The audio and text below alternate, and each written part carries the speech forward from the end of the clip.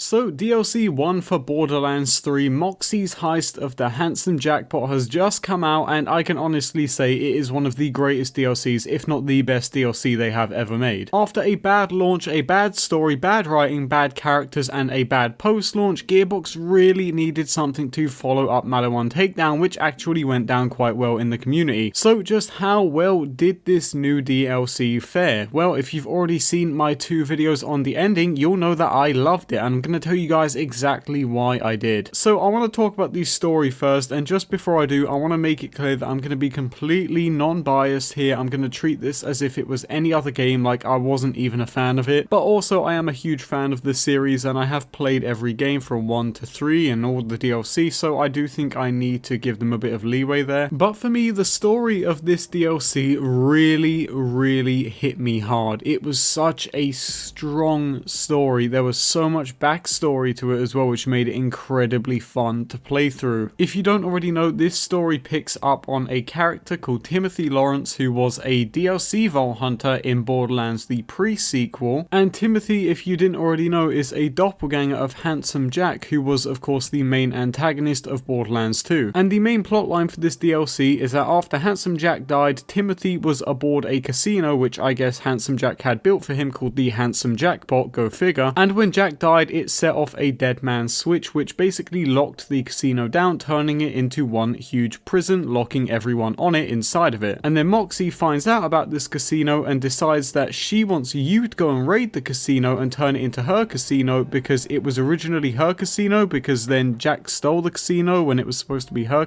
It's a mess, but it's a good mess. And you know, the big issue for me when it comes to Borderlands stories, which they've always had issues with, they really struggle with building their stories early on, and then midway through that story it really does pick up, and then at the end it climaxes and then drops down. This DLC thankfully does not follow the same suit. I think actually this one starts off really strong, dips down in the middle but not by much, and then right at the end it comes all the way up again. And I don't want to spoil too much of the story, but what I will say is that we do get introduced to Timothy rather early on, and it is really fun. And one thing that was a big concern for me when I actually saw the trailer of this DLC, it really looked boring, and I'm gonna be honest, they did not do this DLC any favors with that trailer, because this DLC is like 1,000 times better than what they make it look like.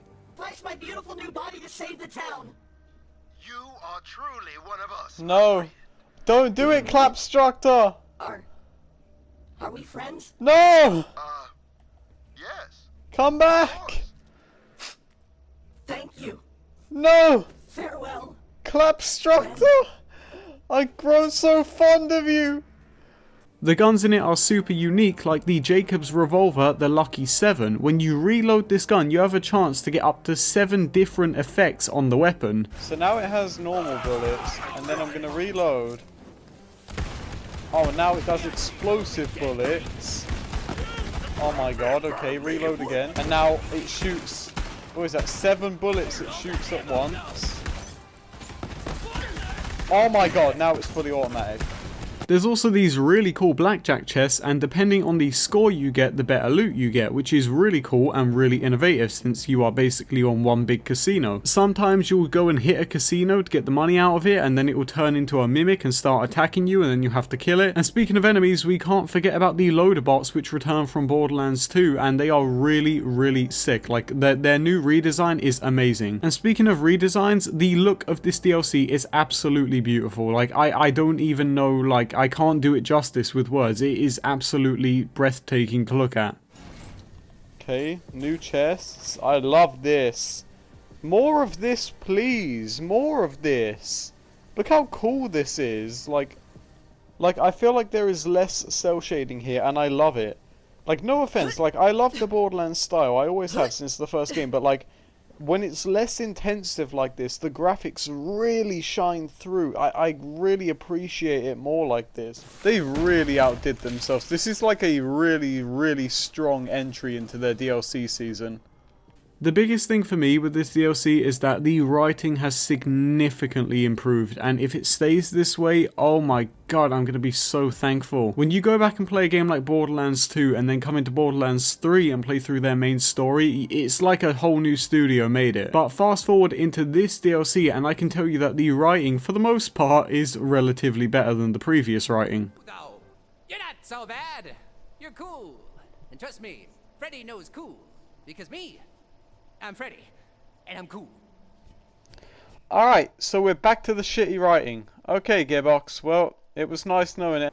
New characters are fine. I mean, there's nothing special about them, honestly. I don't think I'm gonna remember them. They're just kind of there, like every DLC. And I don't know if that's a bad thing. Like, if you played the DLCs in Borderlands 2 or 1, there's not many characters that you actually remember, apart from the main antagonist of that DLC. But aside from that, the DLC is really good, and also the gameplay, if I haven't already said, is really fun. The only big downside for me is that there's no raid boss, and this is something I hope Gearbox don't start doing, because having a raid boss in each DLC gives people a reason to buy it if they didn't already have one. I remember that I hated the Captain Scarlet's DLC in Borderlands 2, but I literally bought it just so I could fight Hyperius. And it's not for me to throw accusations around of whether or not it's Gearbox being lazy or whether or not they thought it was a good idea to have it in there, but they should have added it regardless. I feel it adds a ton of replayability to the end game, which for me right now isn't all that great in the new DLC. And yeah, the new side quests are extremely fun and really innovative, but the problem with side quests is that once you've done them, you don't really want to do them again. And I know that Gearbox want to start adding raid bosses as part of takedowns only, but I really